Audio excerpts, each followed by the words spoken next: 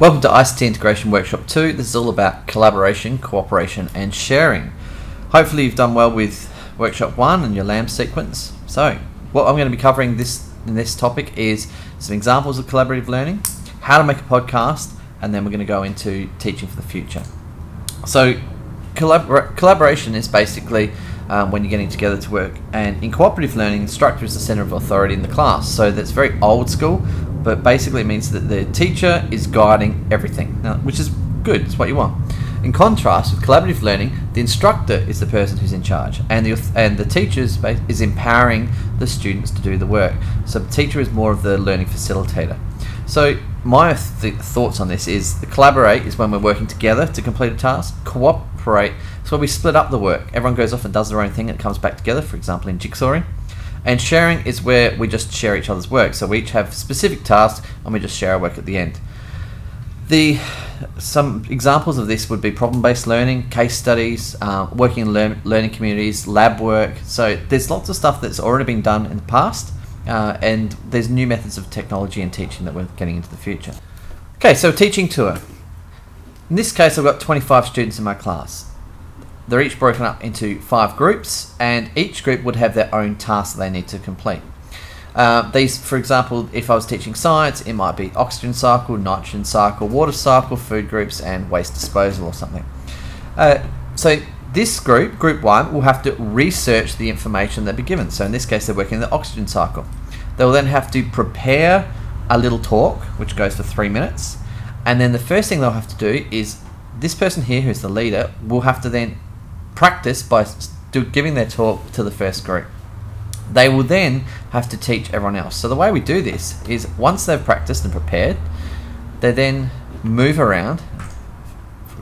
So they then move around. So this group will go to here, this group will go to here, and so on.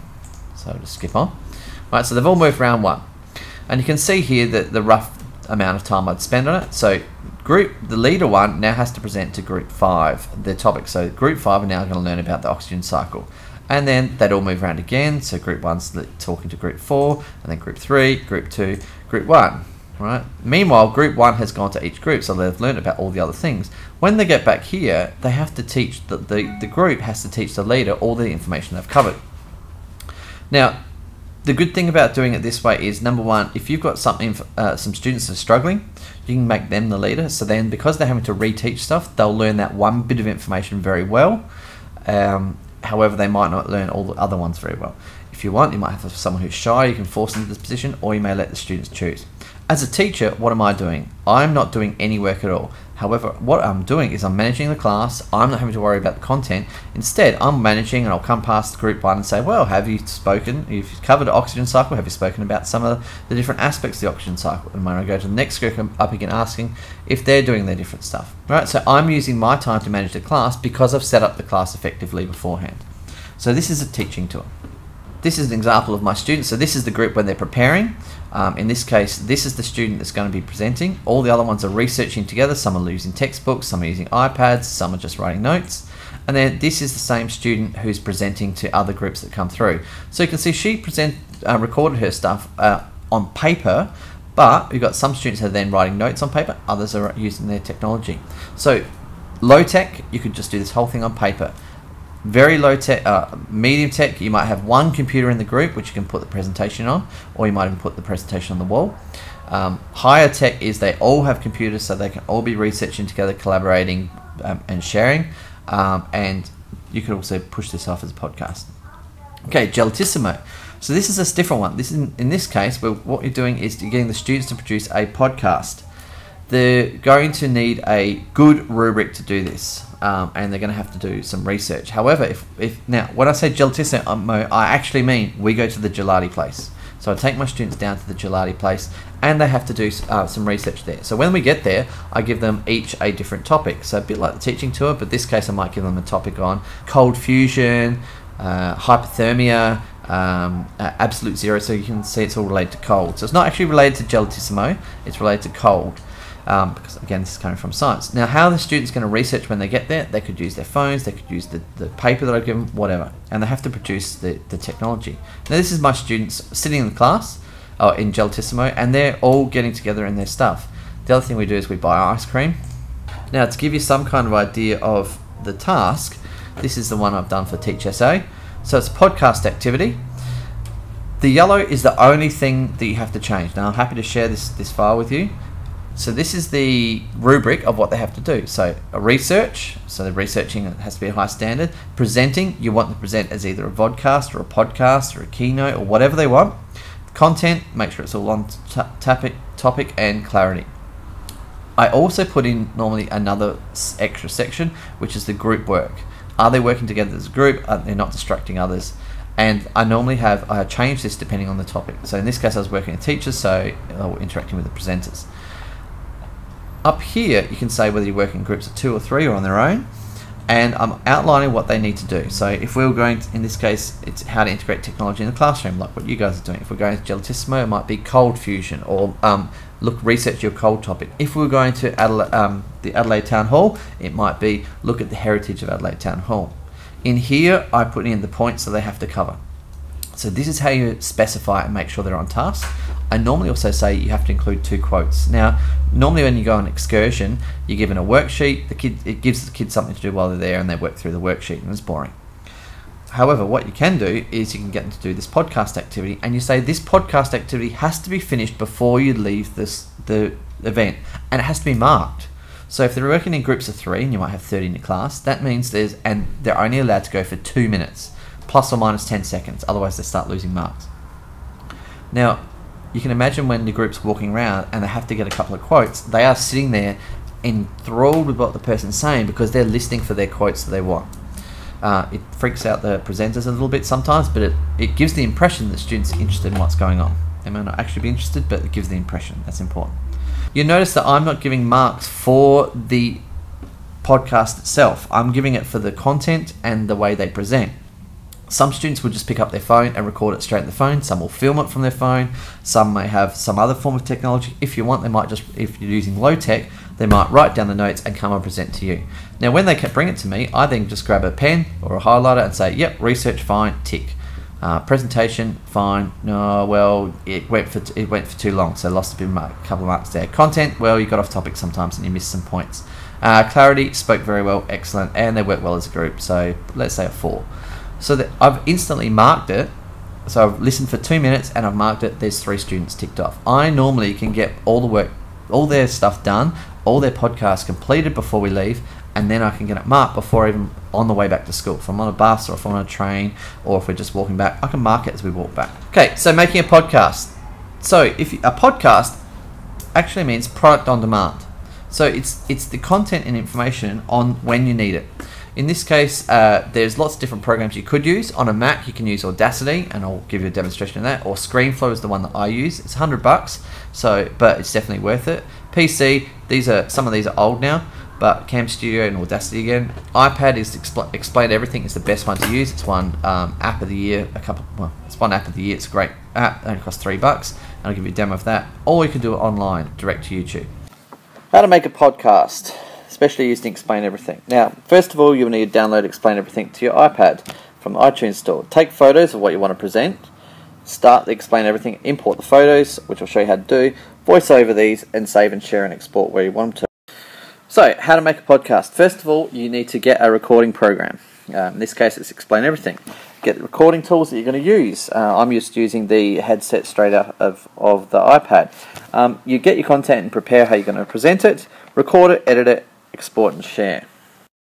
To make a podcast, you need the software. To make a podcast, you could use just your phone. Otherwise, if you're going to use a bit more technology, you might use a computer with a webcam. This is an older version.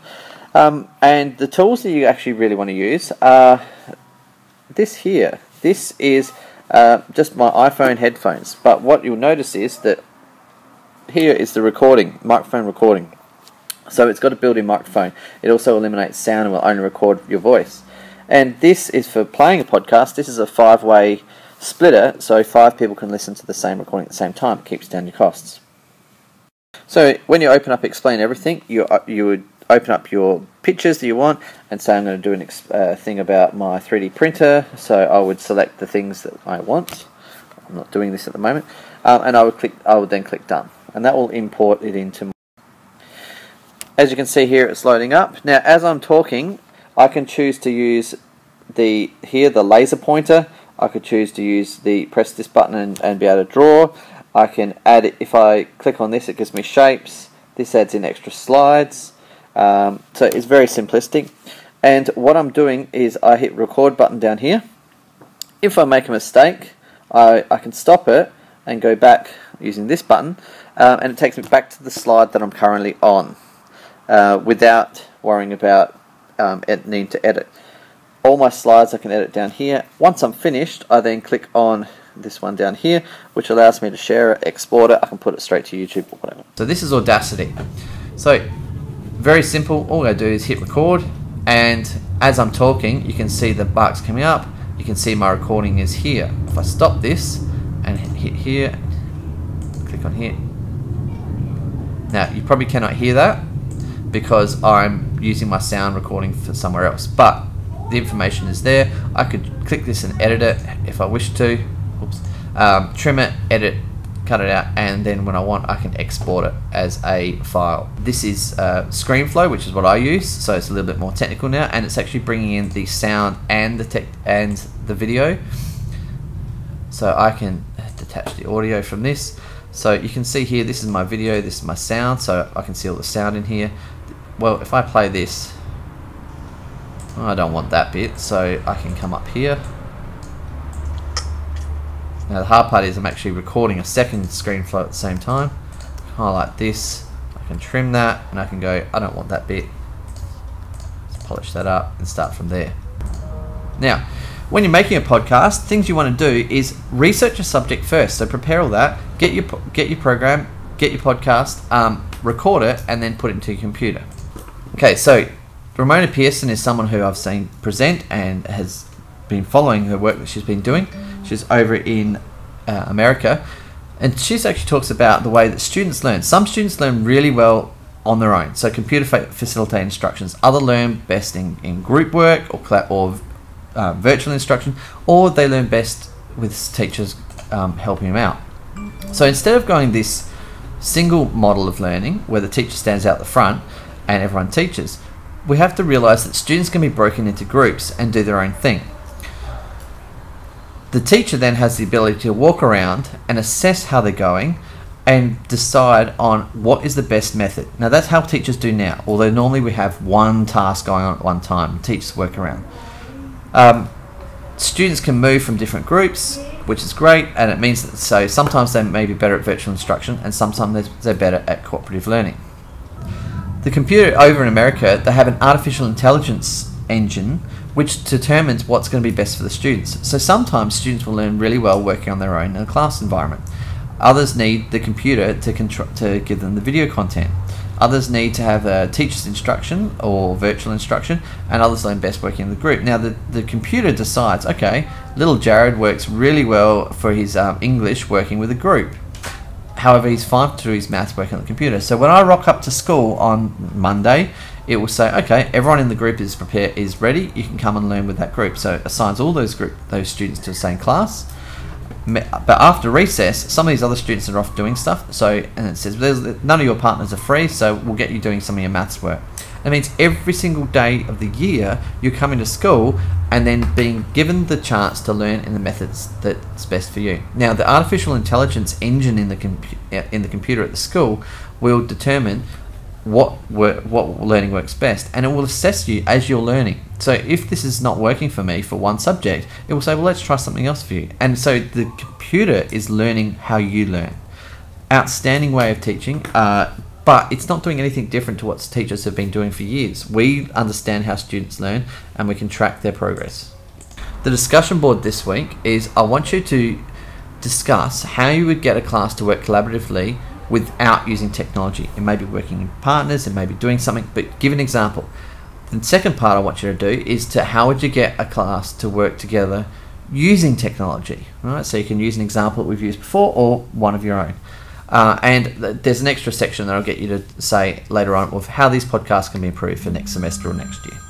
The next thing we're going to be, I'll make a podcast to explain Standard 4, which is what we're going to be focusing on this week.